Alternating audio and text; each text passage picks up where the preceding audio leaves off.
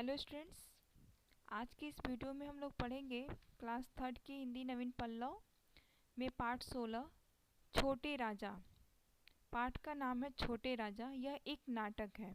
ठीक है, आप लोगों ने कहानियाँ कविताएं सब कुछ पढ़ा है ना, तो उसके साथ साथ आपके सिलेबस में एक नाटक भी है जिसका नाम है छोटे राजा। तो आज इस पाठ को हम लोग पढ़ेंगे और देखेंगे इस नाटक में क्या बताया गया है।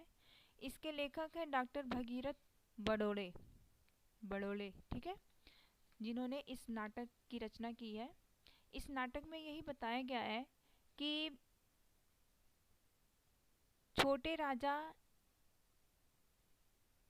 इस नाटक में छोटे राजा नामक पात्र के द्वारा दिखाया गया है कि किसी भी उम्र का व्यक्ति जब जिम्मेदारी के पद पर होता है तो वह पद के अनुरूप ही निर्णय लेता है।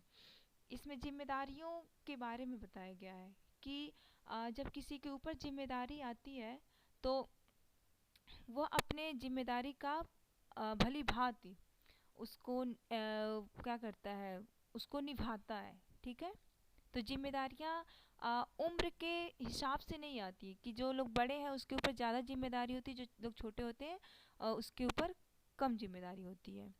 जिम्मेदारियाँ जब किसी के भी ऊपर किसी भी उम्र में आ सकती है और जब जिम्मेदारी हमारे ऊपर आती है तो हम उसी के अनुरूप निर्णय लेते हैं, उसी के अनुरूप कार्य करते हैं। यही इस पाठ में बताया गया है कि एक छोटे राजा नाम का एक पात्र है। उसने, वो उम्र में तो छोटा है लेकिन जब वो राजा के पद पे बैठता है तो वो किस प्रकार निर्णय लेता है, कैसा निर्णय लेता है, उचित या अनुचित, उसका ही इस पाठ में वर्णन किया गया है। तो चलिए हम इस पाठ को पढ़ते हैं और समझते हैं और इस पाठ से अंत में हमें क्या शिक्षा मिलती है इसको भी हम जानने का प्रयास करते हैं।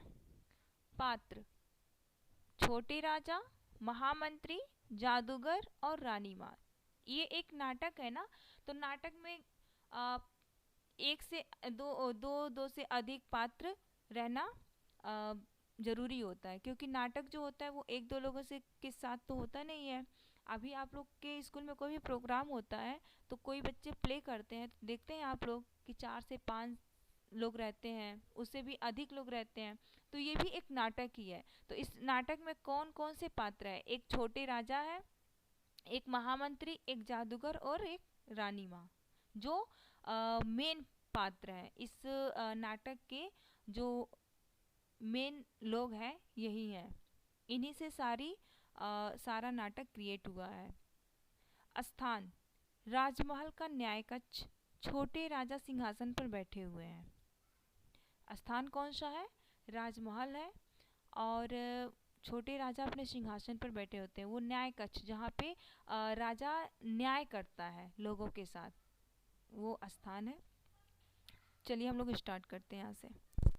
छोटे राजा, महामंत्री। छोटे राजा महामंत्री को आवाज़ देते हैं। महामंत्री: जी हाँ हजूर। हुजूर मीन्स क्या होता है? श्रीमान।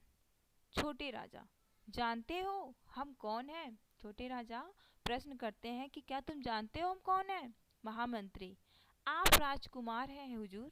महामंत्री कहता है आप राजकुमार हैं। छोटे राजा: नहीं, हम राजकुमार नहीं, राजा है।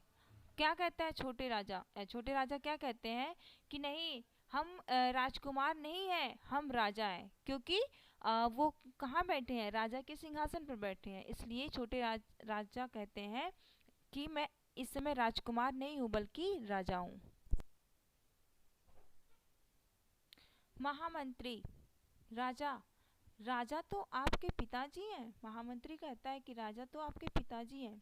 छोटे राजा: वे बड़े राजा हैं। महामंत्री: और आप? छोटे राजा: हम छोटे राजा, हाँ, आज से हमें छोटे राजा कहा जाए। राजकुमार जब राजा की कुर्सी बैठते हैं तो वो अपने आप को छोटे राजा की उपाधि देते हैं। जब महामंत्री कहता है कि राजा तो आपके पिताजी हैं, तो वो राजकुमार कहते हैं कि वो बड़े राजा है और मैं छोटा राजा हूँ, और आज से मुझे छोटे राजा के नाम से बुलाया जाए। महामंत्री: जो आज्ञा छोटे राजा। महामंत्री कहता है कि जो आज्ञा। छोटे राजा: तो ठीक है, आज अपराधियों को हमारे सामने पेश किया जाए। पेश किया जाए मतलब सामने लाया जाए। महामंत्री, जो आज्ञा हुजूर। आज्ञा मीन्स आदेश। घंटे पर चोट करते हुए, घंटा जो लगा रहता है उस पर घंटी बजाते हुए अपराधी को पेश किया जाता है। क्या कहते हैं? तो लीजिए पेश है अपराधी नंबर 1। अपराधी नंबर 1, कुछ भयानक संगीत के साथ जादूगर का प्रवेश। यह एक नाटक है ना, तो नाटक कैसे कैसे किया जाता है मंच पे आप लोगों को अच्छे से पता है। तो जब वो अपराधी आता है तो बहुत ही भयानक संगीत गूंजता है वहाँ पे, और उसमें जादूगर का प्रवेश होता है। जादूगर, वो जो अपराधी होता है वो एक जादूगर होता है, तो उसका न्याय कक्ष में प्रवेश किया जाता है।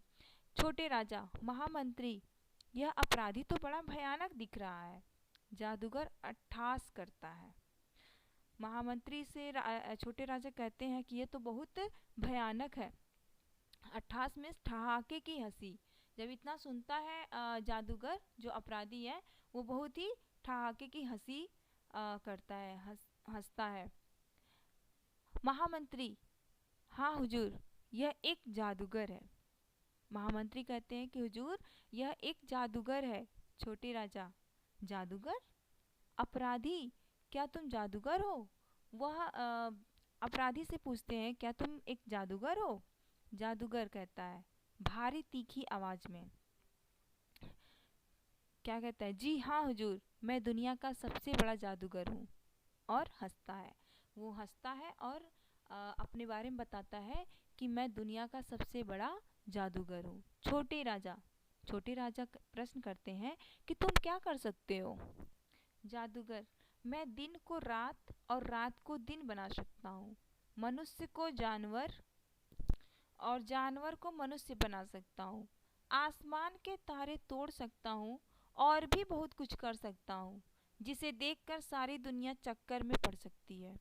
वो अपने बारे में बताते हुए कहता है कि मैं ऐसा जादूगर हूँ कि मैं रात को दिन, दिन को रात कर सकता हूँ, मनुष्य को जानवर और जानवर को मनुष्य बना सकता हूँ, आसमान के तारे तोड़ सकता हूँ, मैं बहुत कुछ कर सकता हूँ। ठीक है, इसलिए मैं दुनिया का सबसे बड़ा जादूगर हूँ। महामंत्री कहते हैं, हुजूर, यह अपने जादू के जोर से दूसरों के बच्चे पकड़ लाता है। महामंत्री उसकी शिकायत करते हुए कहते हैं कि ऐसा जादूगर है कि अपने जादू से दूसरे के बच्चे पकड़ करके कैद कर लेता है। छोटे राजा, बच्चे पकड़ लाता है? क्यों? वो आश्चर्यचकित हो जाते हैं कि आखिर ये बच्चे क्यों पकड़ता है। महामंत्री कहते हैं, यह जादूगर उन बच्चों से दिन भर भीख मंगवाता है और रात में उन्हें मुर्गा बनाकर अपनी झोली में रख लेता है। क्योंकि वो जादूगर रहता है तो दिन भर वो बच्चों से भीख मंगवाता है और रात को क्या करता है? मुर्गा बना करके अपनी झोली में रख लेता है। छोटे राजा, क्यों जादूगर, क्या यह सच बात है? छोटे राजा जब इतनी बात सुनते हैं तो वो पूछते हैं जादूगर से, क्या ये सच है? जादूगर कहता है, नहीं हुजूर, ये झूठ है। छोटे राजा, तुम्हारे झोले में क्या है? छोटे राजा प्रश्न करते हैं फिर से कि तुम्हारे झोले में क्या रखा हुआ है? जादूगर घबरा कर, कुछ नहीं हुजूर, इसमें जादू का सामान है। जब छोटे राजा प्रश्न करते हैं कि तुम्हारे झोले में क्या रखा हुआ है, तो वो कहता है, वो घबरा जाता है और कहता है कि इसमें कुछ ऐसा वैसा सामान नहीं है, इसमें जादू का सामान है। छोटे राजा, महामंत्री, जरा देखो तो, क्या ये जादूगर ठीक कह रहा है? वो चेक करने के लिए बोलते हैं उसके झोले को। महामंत्री, जो आज्ञा हुजूर। झोले में देखते हुए, अरे इसमें तो एक मुर्गी है। महामंत्री जब झोले को चेक करते हैं तो उसमें एक मुर्गी दिखाई देता है। उसमें एक मुर्गी दिखाई देती है। छोटे राजा आश्चर्य से, मुर्गी? जादूगर, यह कौन है? आश्चर्यचकित हो जाते हैं फिर से। वो कहते हैं कि मुर्गी कैसे तुम्हारे पास? जादूगर कहता है, मुर्गी है हुजूर। तो फिर छोटे राजा कहते हैं, वह तो हमें भी दिख रहा है, पर तुम सच सच बताओ, यह असल में है कौन? जादूगर, मुर्गी है हुजूर। छोटे राजा, फिर वही बात, तो तुम ऐसे नहीं मानोगे। महामंत्री, हमारी तलवार कहाँ है? महामंत्री, आपके पास ही रखी है हुजूर। जब जादूगर सही सही नहीं बताता है तो राजा को गुस्सा आता है और कहते हैं कि अगर तुम नहीं सही सही बताओगे तो मैं तलवार निकाल कर उसको धमकाते हैं। आगे क्या कहते हैं, महामंत्री आपके महामंत्री क्या कहते हैं, आप ही के पास ही रखी है हुजूर तलवार। छोटे राजा, और जल्लाद कहाँ है? जल्लाद मीन्स होता है अपराधियों को सजा देने वाला। जल्लाद उसको कहा जाता है जो अपराधियों को सजा देता है। जैसे फांसी देना होता है तो जल्लाद को बुलाया जाता है। महामंत्री बाहर खड़ा है हुजूर। जादूगर चिंता से, पर आप यह सब क्या कर रहे हैं? जादूगर घबरा जाता है और कहता है कि आप ये सब क्यों कर रहे हैं, क्या कर रहे हैं? छोटे राजा, हमारा जल्लाद हमारी तलवार से तुम्हारा सिर काटेगा। जादूगर भयभीत सा, लेकिन क्यों? जादूगर थोड़ा डर जाता है और कहता है कि लेकिन क्यों, आप क्यों मेरा सिर कटवाएंगे? छोटे राजा, इसलिए कि तुम सच नहीं बोल रहे हो। कहाँ है जल्लाद? कहते हैं कि तुम सच नहीं बोल रहे हो, इसलिए मुझे जल्लाद को बुलाना पड़ रहा है। जादूगर, नहीं नहीं हुजूर, ऐसा मत कीजिए, जल्लाद को मत बुलाइए। छोटे राजा, तो फिर सच क्या है, जल्दी बताओ। जादूगर, बताता हूँ हुजूर, बताता हूँ, ये मुर्गी नहीं है। छोटे राजा, इसका हमें पहले से ही शक था। शक में संदेह, आगे बोलो। जादूगर, यह राजकुमारी है हुजूर। कहते हैं ये कोई मुर्गी नहीं है बल्कि यह एक राजकुमारी है। छोटे राजा आश्चर्य से, राजकुमारी? वो हैरान हो जाते हैं और कहते हैं कि राजकुमारी कौन है? जादूगर, हाँ देखिए। जादू के मंत्र बुदबुदाता है, जादू का मंत्र बोलता है और कहता है लीजिए देखिए।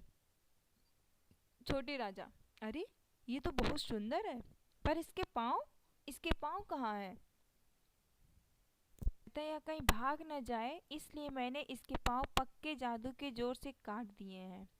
छोटे राजा, तो इसके पाँव फिर से ला दो। जादूगर जादूगर कहता है, अब इसके पाँव कैसे आएंगे हुजूर?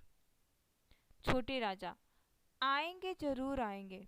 जादू कच्चा हो या पक्का, जादू तो जादू होता है। अगर तुम इसके पाँव फिर से नहीं जोड़ोगे तो हमारा जल्लाद तुम्हारे दोनों पाँव काट कर अलग कर देगा। जादूगर घबराते हुए, नहीं हुजूर, मैं माफ़ी चाहता हूँ, मेरे पाँव मत काटिए।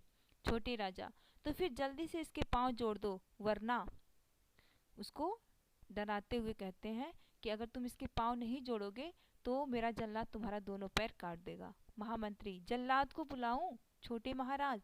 महामंत्री कहते हैं कि क्या मैं जल्लाद को बुलाऊं? जादूगर घिघिया कर वो लगता है गिड़गिड़ाने और कहता है कि नहीं, जल्लाद को मत बुलाओ, मत बुलाइए, मैं इसके पाँव जोड़ देता हूँ। बुदबुदाता है, लीजिए जोड़ दिए पाँव। जादू का मंत्र फूंकता है और पैर जुड़ जाते हैं। छोटे राजा, हाँ अब ठीक है।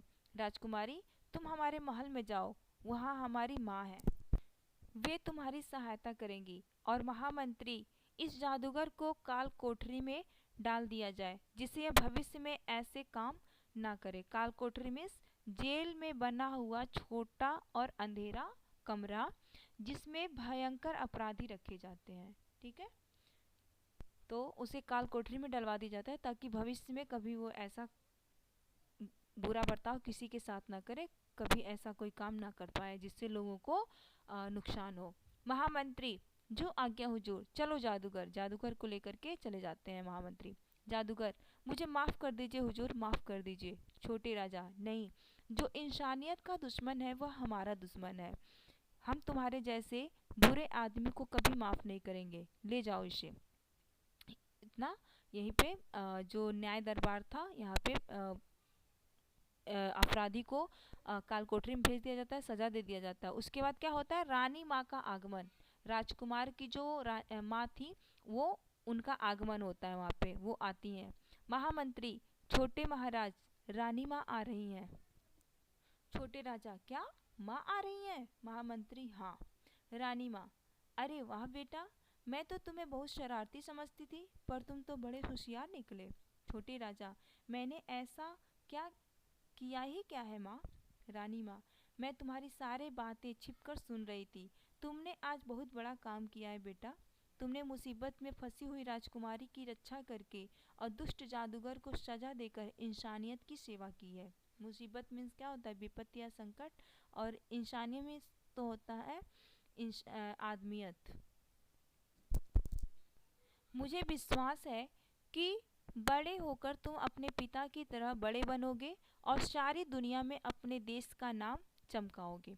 माँ उनके कार्य से बहुत खुश होती हैं और उन्हें आशीर्वाद देते हुए कहती हैं कि मुझे विश्वास है कि जब तुम भी बड़े हो जाओगे तो अपने पिता की तरह क्या करोगे? नेक काम करोगे और अपने देश का नाम रोशन करोगे। छोटे राजा, आपके आशीर्वाद से मैं ज़रूर ऐसा ही करूँगा माँ। रानी माँ, तो फिर चलो मेरे साथ। आज मैं अपने लाल के लिए ढेर सारी चीज़ें बनाऊंगी, तुम भी चलो बेटी। इस प्रकार यहीं पे नाटक समाप्त हो जाता है। रानी माँ अपने बेटे राजकुमार को, मीन्स छोटे राजा को, और जो राजकुमारी थी उन दोनों को लेकर के अपने कक्ष में लेके जाती हैं और क्या कहती हैं कि चलो मैं तुम्हारे लिए बहुत सारी चीज़ें बनाऊंगी और खिलाऊंगी। इस तरह इतने पे ये नाटक समाप्त हो जाता है। इस नाटक से हमें क्या शिक्षा मिलती है? कि सभी को अपने कर्तव्य के प्रति सचेत रहना चाहिए। सभी को अपने कर्तव्य के प्रति सचेत रहना चाहिए, अपने जिम्मेदारियों के प्रति सचेत रहना चाहिए। और ये नहीं सोचना चाहिए कि हम ये कार्य नहीं कर सकते हैं। कोई भी इंसान कोई भी कार्य कर सकता है, बशर्ते उस काम को करने के लिए हम अपने तन और मन से तत्पर रहें और अपनी जिम्मेदारियों को समझें। ठीक है, तो इसका जीवन मूल्य में यही है कि सभी को अपने कर्तव्य के प्रति सचेत रहना चाहिए। जिस प्रकार छोटे जो राजकुमार थे, जब वो राजा के पद पर बैठे तो उन्होंने अपनी जिम्मेदारियों को पूरा किया, सही निर्णय लिया, क्या सही है क्या गलत है उसका फैसला किया सही सही। इसी प्रकार हर एक व्यक्ति को, देश के हर एक व्यक्ति को अपने अपने जिम्मेदारियों का ध्यान रखना चाहिए और अपने कर्तव्य के प्रति तत्पर रहना चाहिए। ठीक है, तो इस स्टोरी को इस पाठ को आप लोग पढ़िए और अच्छे ढंग से अपनी भाषा में समझने का प्रयास कीजिए। Thank you.